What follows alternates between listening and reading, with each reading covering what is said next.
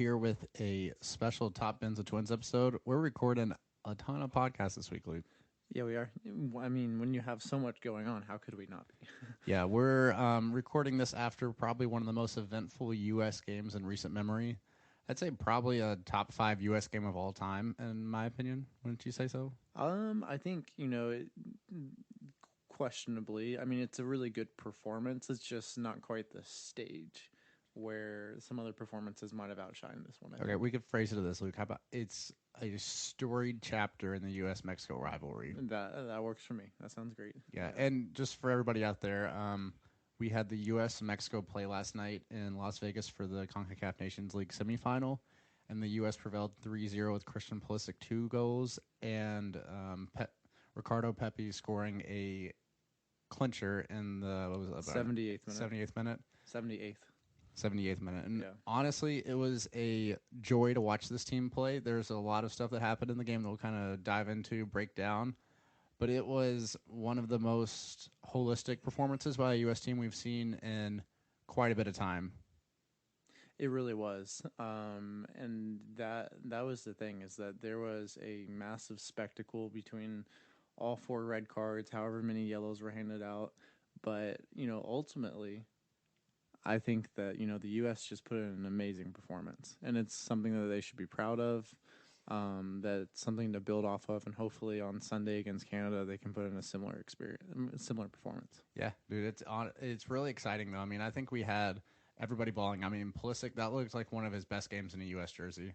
Like, yeah, he was just it looked back to like that vintage Pulisic where he's. I think the best way to say it is just a lot more direct. Yeah, and he was attacking wide spaces. He was attacking in the channels. He was basically everywhere. He was making runs to the far post, or more like mid tier, like right at the goal on the second goal he had. But it was awesome performance, and I think we're gonna we'll definitely dive into that more. But let's take a little bit of a break. When we come back, we are gonna kind of highlight some of those really important performances that we liked, and then break down the match a little bit further. Yep. All right. We are back from a break, Luke, and West is happy, and we're happy to be back on the pod. Yes, we are. Everyone is happy. Everybody's happy around here. So let's. I think the way we're going to go about this is me and Luke are going to kind of detail our 3 biggest moments of the game from a broad perspective or just a general moment in the game that we saw. And starting off, Luke, I think one of the biggest things for me that stood out in this game was just the complete control that the U.S. had over a team like Mexico, who we've traditionally struggled against, and in situations like just controlling the ball, controlling the flow of the game, and the way we built up. It was a very impressive performance in that regard. It was. I agree. I think there was pure domination on the U.S. side, and a lot of capitulation on Mexico's side. They, their game plan, you could see what they were trying to do, trying to play in their wingbacks in space. But the U.S. was not having it.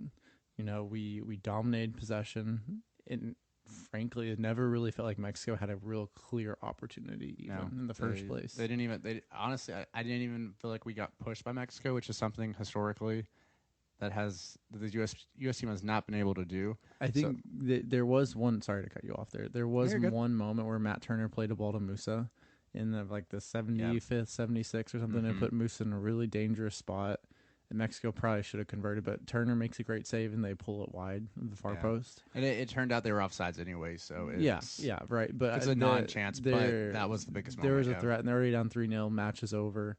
So yeah, I agree. I agree with what you're saying there. Yeah, and it should be stated too that Mexico, this is a poor Mexico team. It really is. And in their defense, 2 of their best players are hurt, with Chucky Lozano and what's his face?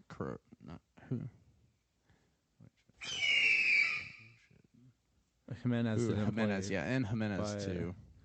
Jimenez was. I'm not sure if he's on the bench. I think he was. Yeah, I think he just selected not to play him. Is what happened. Yeah, but the point is this is probably one of the, I'm not going to say worst Mexican sides, but this is a lower tier Mexican squad the U.S. faced. So we have to frame that in there, and they just have a new head coach. Like there's a lot of development that's needed from this Mexican side to prepare for 2026. There is certainly a lot that needs to be done, and I mean, Diego Coca has been there for not too long. He was appointed in February. I don't know how much longer we're going to see him there, if I'm going to be honest. Yeah, and it's really worrying to me because I think, from my perspective, Luke, and then we can kind of just talk about this right now.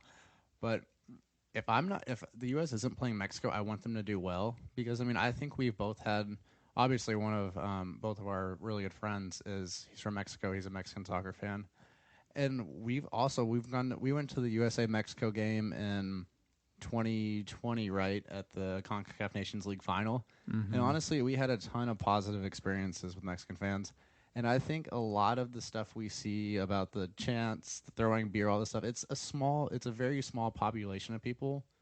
And I think as U.S. fans, we should just keep our mind open when it comes to treating other people like, just as human beings, stuff And happens. it's also, whenever on social media, there's these certain narratives that pop up amongst fan bases and all this. It's just so much different if you meet someone in person, right? I mean, the connection you can make with them, like obviously people care about their football clubs, their international teams that they support.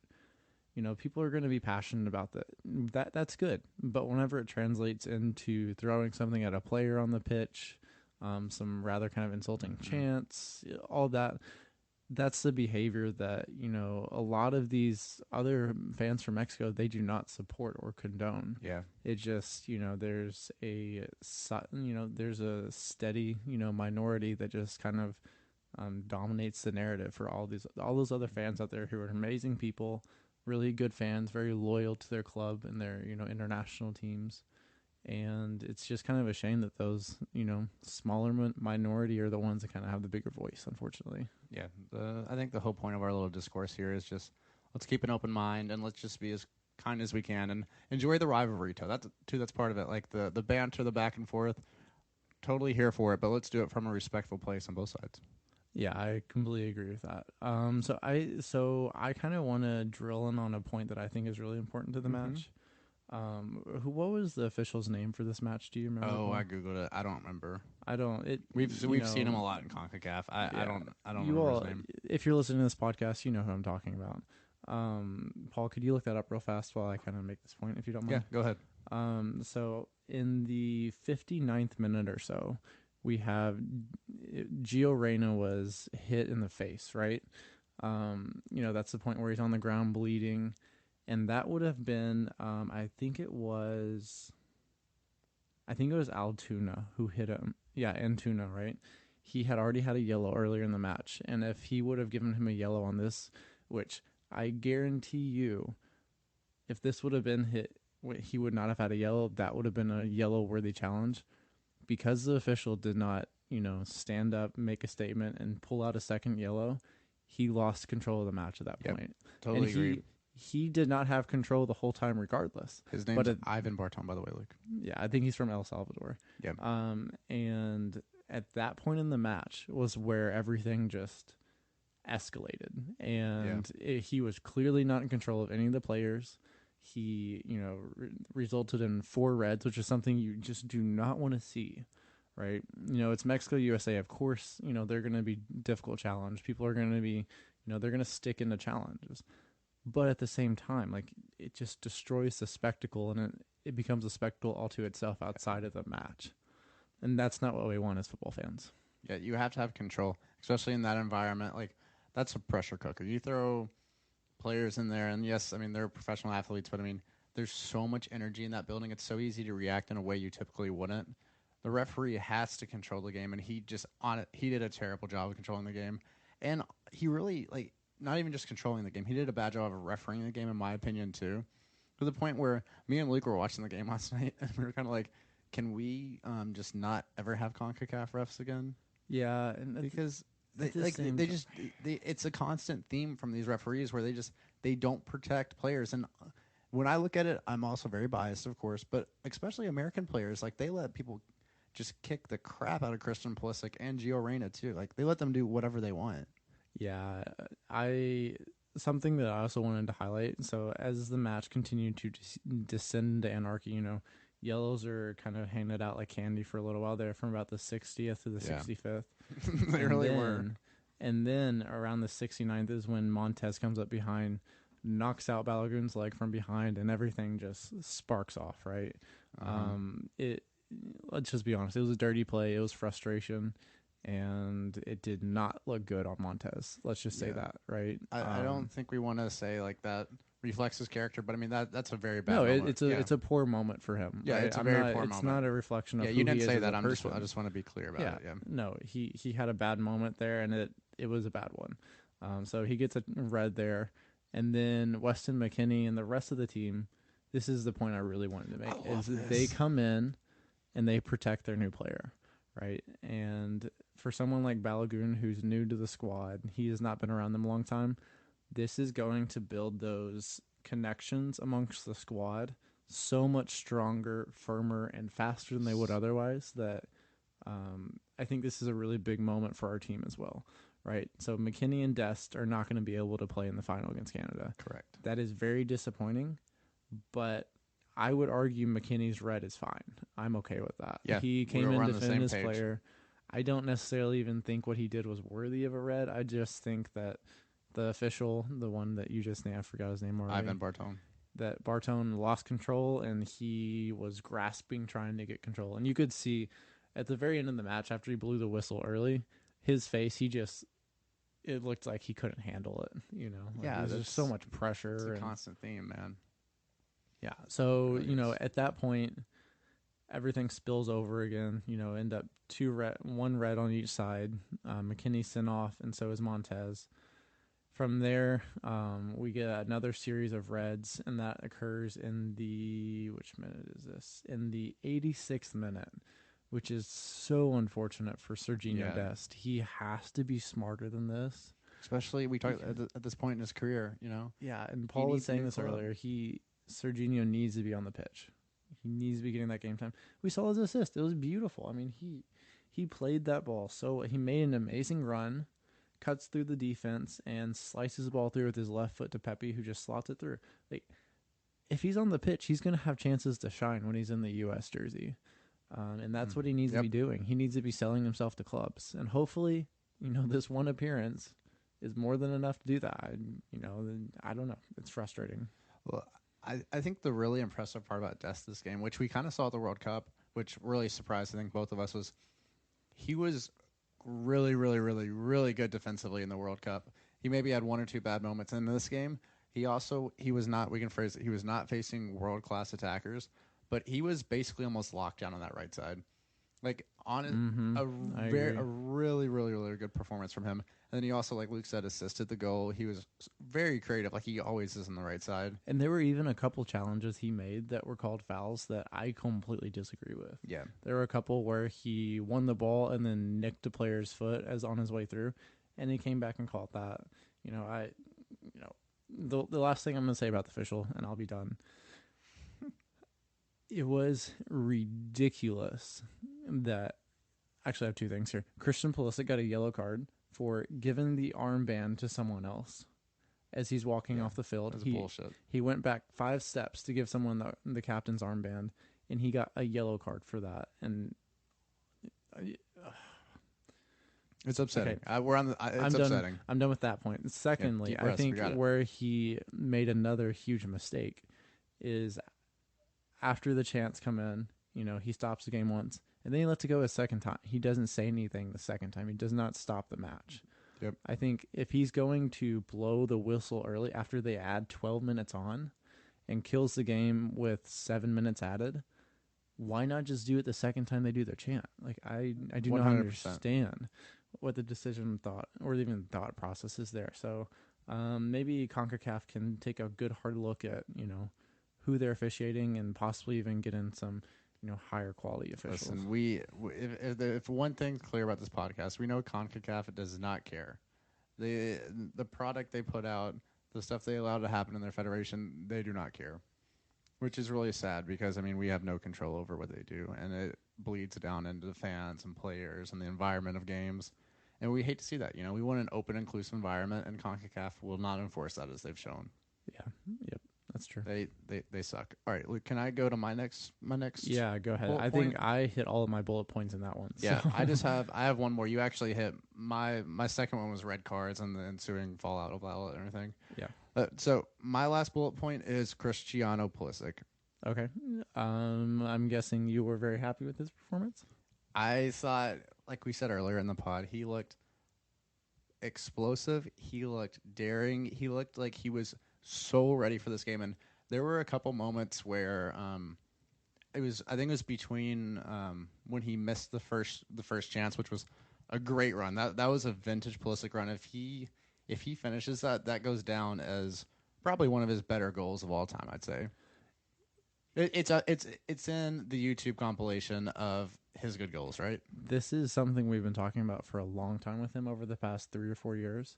That it's that pep in his step and that ability to turn the corner, and that's what he had.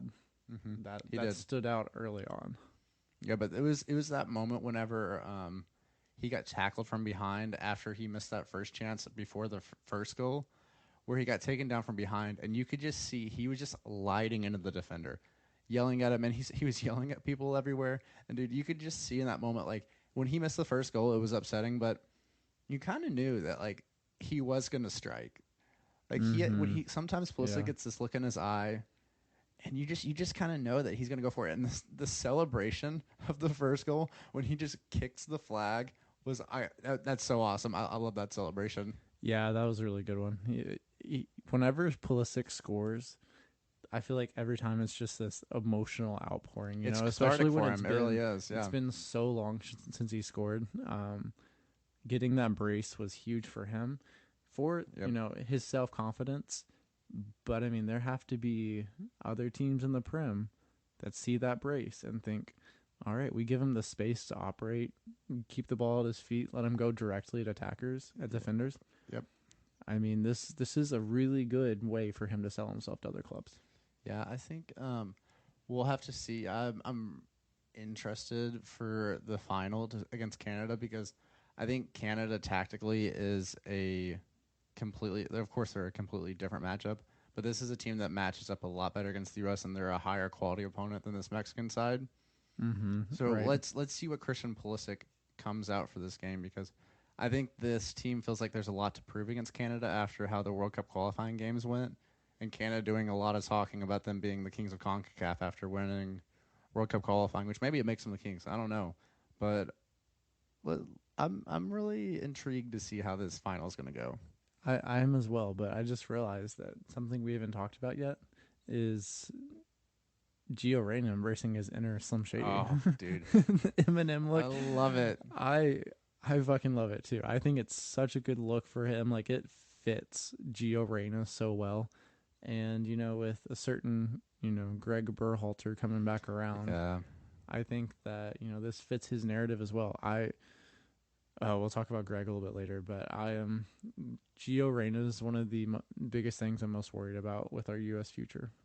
I think it's going to be fine. I really do. I don't think he's going anywhere. I think he loves playing for the U.S. in most regards. And there has to be, there's going to be an awkward phase. There's going to be questions about everything. But honestly, as long as Gio Reyna's playing, and if we saw tonight, like he is so good in that midfield role, whenever he can just stay in there, help facilitate everything, create chances for other people, and try to create for himself. Like that should be his position going forward. Also, before I forget, I owe an apology to Timothy Weah because I said that Taylor Booth should start, and I was wrong. I was 100,000,000% wrong, and I own up to it. Yeah, no, it's okay. Yeah, I think the Timothy Weah that we see for club is far different than the Timothy Weah we see for his international side. Yes, that's fair. Right. So he offers that dynamic pace that, a lot of our players don't naturally have. And he plays such an important role. That assist to Pulisic to start out the second half. Yeah, it was beautiful. A great made ball. Such a great run. I mean, Weston plays in a beautiful ball to his feet by. It was the ball from Weston. It really was the ball, but it was really interesting how it happened. Right, Weston kind of drifts wide to honestly pull the defense a little bit and spread them apart, and he just gets on his right foot and plays that wonderful ball through to Timothy, who takes an amazing touch and just. I mean, absolutely blows past the defender. Like, Dude, he he did knew. not stand a chance. I think he knew after 15 minutes. He was like, "Yeah, I'm gonna be able to do whatever I He's want like, with this this dude." man is barbecue chicken. Barbecue chicken. But beautiful assist there. Great to see that. Weah and Pulisic kind of developed a really nice connection secretly Yeah. over the past couple of years. So it's good to see that.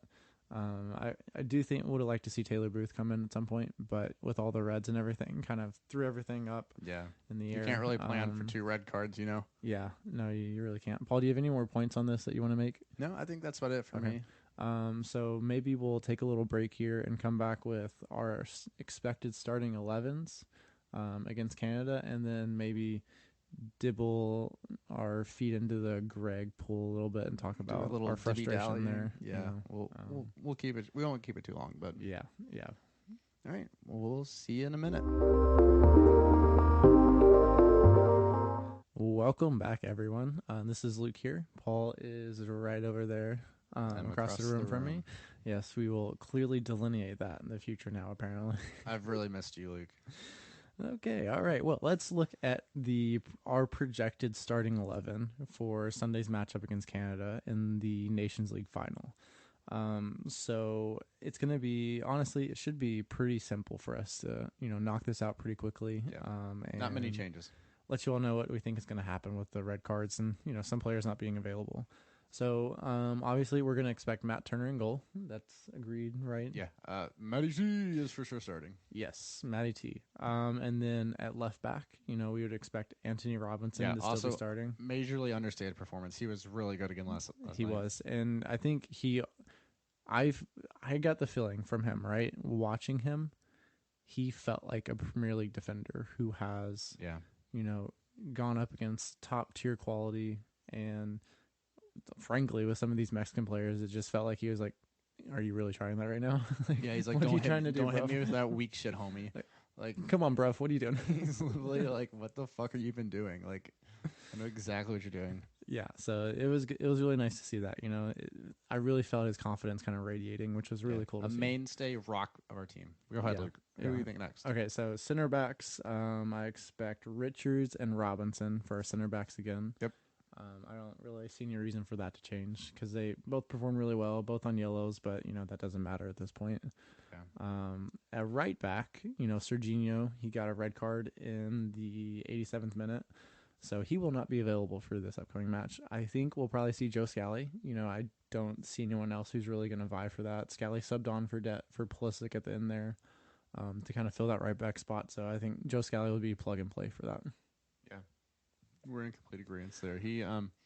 Joe Scally, I think, is a great alternative to have as a right back. I think there's some U.S. fans out there that don't think he's of the level yet to actually be a starting right back. But I think he's a awesome secondary option at this point. Yeah, so we'll kind of see what we get out of him on Sunday.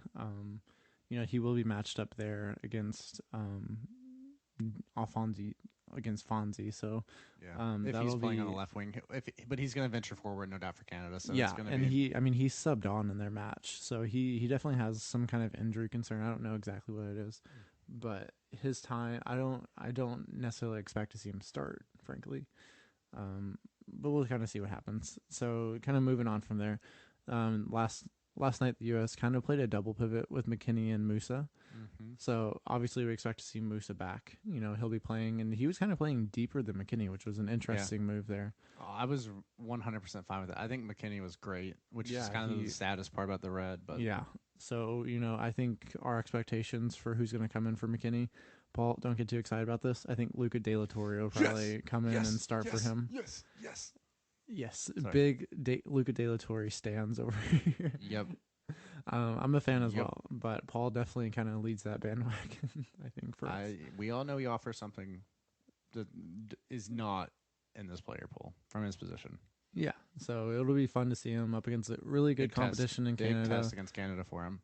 Let's hope that he kind of stands up to the moment and performs well. I think he will. But look, I think there also is a slight chance that we could see Johnny playing and Musa moving in a little bit of a more forward role in the pivot.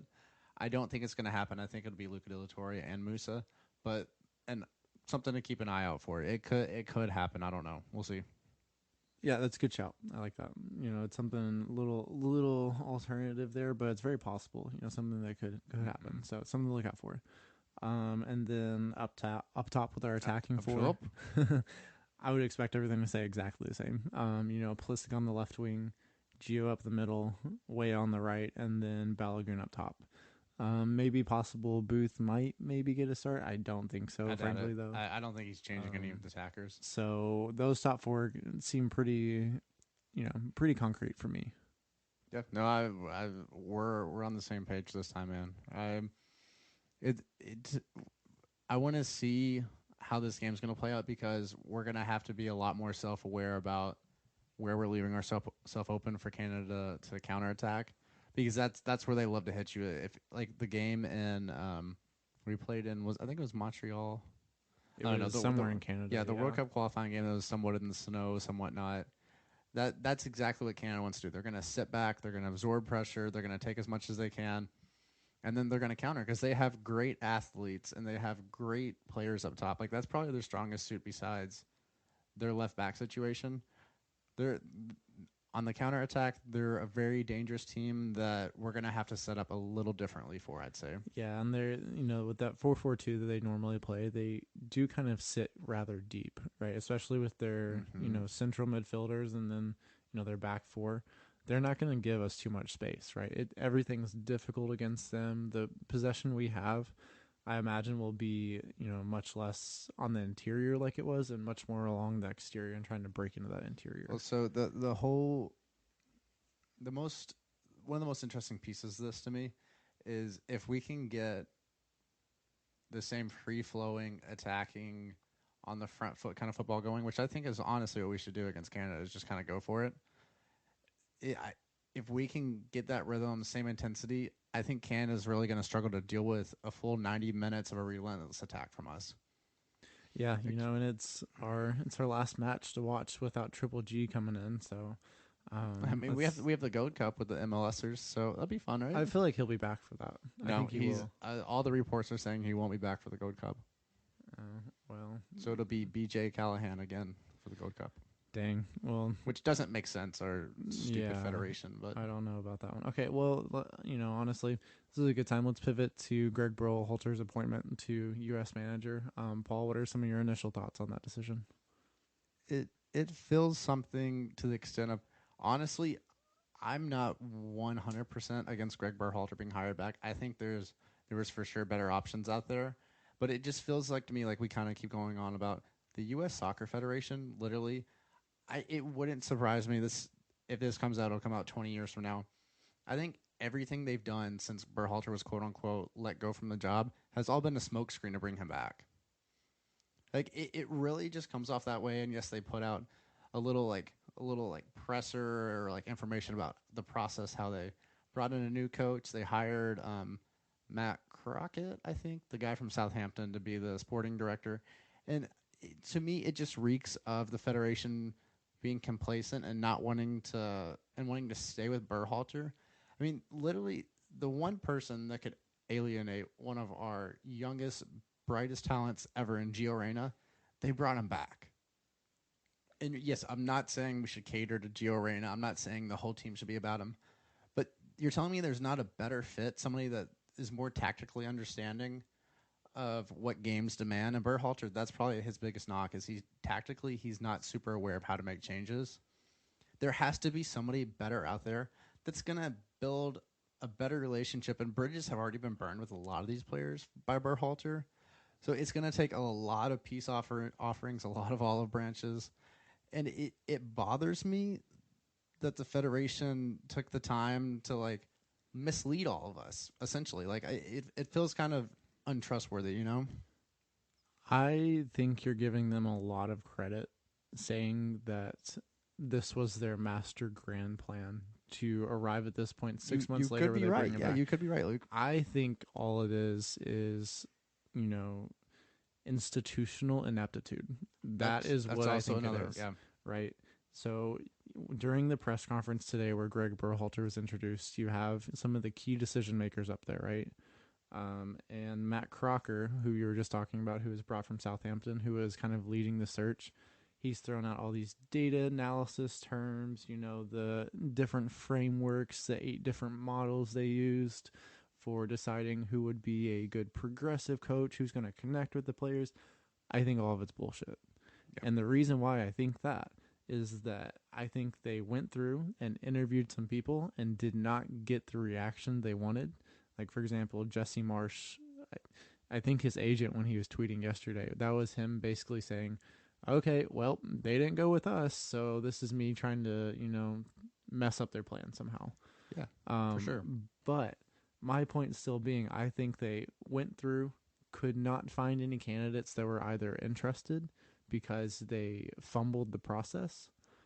And then they were like, oh, well, we still have this guy, Gregg, here, who we know the fans are not going to be a fan of, but he knows the players. And, there's a chance that, he'll do okay, which that's what he did with the U.S. He did okay. There was nothing extraordinary that he accomplished. He created a good environment for players until he decided growth. We can say there was growth until he decided to personally alienate some of the key players in this team. Yep. It would be interesting, right? Say that he alienated Christian Pulisic, he would not be back. No, we know that for a fact. That's there's 100%. No way. So he was selective in who he alienated, but who's to say this isn't going to happen again, right?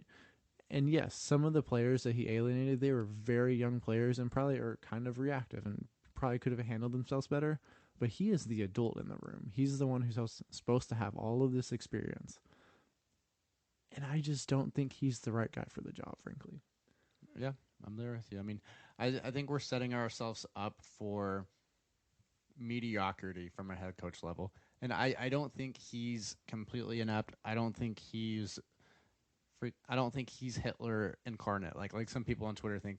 And yes, there's a past history. There's stuff that's happened. He got investigated for domestic violence. Like that's something that happened. It is what it is. And it's something, honestly, though, that at this point, like, that should not be brought up on Twitter about this discourse, honestly.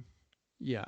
Whenever you're going that deep into someone's personal life about, something that happened 30, 40 years ago, that is wrong. And obviously the Reinas were wrong to bring that back up. Yeah. That whole situation is just completely and utterly wrong altogether. Yeah, and we're not of course we are not condoning domestic violence, any of that situation at all. No, the whole situation is that it's just not something that people should be spouting about on Twitter when there was an investigation done and he's talked about it and everybody's talked about it. And you know what, the simple matter of the fact now is that this is our head coach going into the 2026 World Cup. Right. And for me, what I see here is, I think they should have required him to have conversations with these players ahead of time. Yeah, easily. That's a great point. There's no reason why you bring him back in and do not have him talk to Joe Scally, Ricardo Pepi, Gio Reyna, and literally clear the air with these players. He has not talked to them since the fucking World Cup. Or before the World Cup and Pepi's situation. Which is mind fucking blowing, right? Yep. And I think, secondly, like, why I lost my second point, but no, I think them not having him talk to these players beforehand screams of ineptitude and frantically, just picking what's easy. And Luke, the saddest part of this whole situation is that I can't even tell you who the better coach was, who the best fit is to coach this team. But I guarantee you there was somebody out there. There was somebody that was interested. And I think we can both agree that the Federation did not take the proper steps to make sure. I mean, they just threw a softball out there. And I think it was easy for them to either, whether it's my idea of them having a master plan to bring Gregg back or Luke's of ineptitude, it's not, simply put, it's not good enough. From a Federation level, they should be better, and there's other parts of the Federation that suck, but this they're dropping the ball with possibly, hopefully not, but maybe our golden generation. It feels that way. Obviously, we have a lot of young talent coming up as well, so hopefully it's a prolonged kind of version of that golden maybe it's generation. Just a start, hopefully. But it also, the second point that I wanted to make here was say they go through, smooth everything out, things are good for a while. All of the baggage underlying everything here, that's going to come up at some point, right? Absolutely. Like, the distrust that he's created with a lot of these players, that's not going to go away. And I don't care what you say, but always in the back of their minds, some of these players can be like, oh, well, he didn't trust me then. Does he trust me now? And that is not a foundation that I think they can build on for prolonged success, right? And going into 2026, that's not something I want them to be fighting. And we easily could have closed that chapter, moved on, found someone else, even if it was, BJ Callahan, have him be a coach for a year, which building up in the, which great under BJ, which like, I don't care. Game. That's fine. My thing is just let's move on from the past, and this decision brings all the past right back. It does. It does. I mean, I think we can talk circles all the way around it, but the simple fact, like I said, is it's not good enough, and there should have been more transparency through this whole process for us to, for the end result. It just reeks. It's bad. I do have to say it's kind of ironic, right? Because last night when the U.S. played Mexico, the U.S. destroyed Mexico. And after this decision, it kind of feels like some of our future is destroyed at the same time. I think that's kind of a prisoner of the moment statement. We honestly won't know until after 2026. But a thing that needs to be said too is there was a lot of growth in this U.S. team under Gregg Berhalter, and we can just attribute that to them growing up, developing, becoming more mature. But if you look at the way we played last night, I mean, a lot of that stuff is kind of partly. I mean, it's Gregg's assistant, it's all this stuff. So there was touches of that, and some of the key players really like him. So we're just gonna have to give him a chance. There's no ifs, ands, or buts about it. It's a simple fact that we're here for it. So yeah, as you can tell, I'm very excited for this. I understand. I feel the same way, but I mean, there's only one option now. We have to. No, support, I agree. He's our coach now, so we have to back him, and we will. It's just going to take a little bit of time to get my mind around it, wrap my head fully, around the situation. So I just continually keep on thinking about Gio Reyna, and I feel bad he's placed in this position. Obviously, a lot of the things that happen shouldn't have happened in the first place, but I just wish he would have been able to move on from that. So I agree. All right. Yeah. Well, we also go ahead. What can you say? Go ahead. No, you go ahead. Yeah, you got it. Yeah, I think I've basically said everything I wanted to say. We have a final to look forward to. That's on Sunday, right, Luke? Yeah, it's on Sunday. It's on Sunday against Canada. That'll be a really fun match. Everybody, make sure you tune in. So it's on Sunday at 8:30 p.m. You can see it on Univision and I think Paramount. God, so that's another thing with the Federation I could go off about, but whatever. We're not going to do it. There's a lot of things you could go off about, so let's not do that. Yeah. Well, I think that's going to wrap for us. Thank you all for joining us on this little spur of the moment pod. There were lots of things we wanted to get off our chest and kind of discuss so that you all could hear us. And but hope you guys have a great rest of your day, and thanks for listening. Yeah, we'll see you sometime soon. I think we're gonna do some different stuff with the pod the rest of the summer, kind of while we're on a USMNT break and an FPL break. So just keep an eye out for that. I'll be choosing an Premier League team to follow. Dun dun dun. Dun, dun, dun. Big decision, probably one of the biggest decisions of my life, most likely. Or maybe is it dun no. No. I love it. Are you a shark hunting your prey? Maybe that's it. Maybe, possibly. But we'll just keep an eye out. We're gonna have stuff on all our feeds. We'll be around putting out content. Paul, would you rather be an orca? I think you'd rather be an orca. I'd rather be an orca, dude. They're so cool. Yeah. Okay. Maybe tangent time. Nope, no tangents. Thanks, guys. All right. Bye, everybody.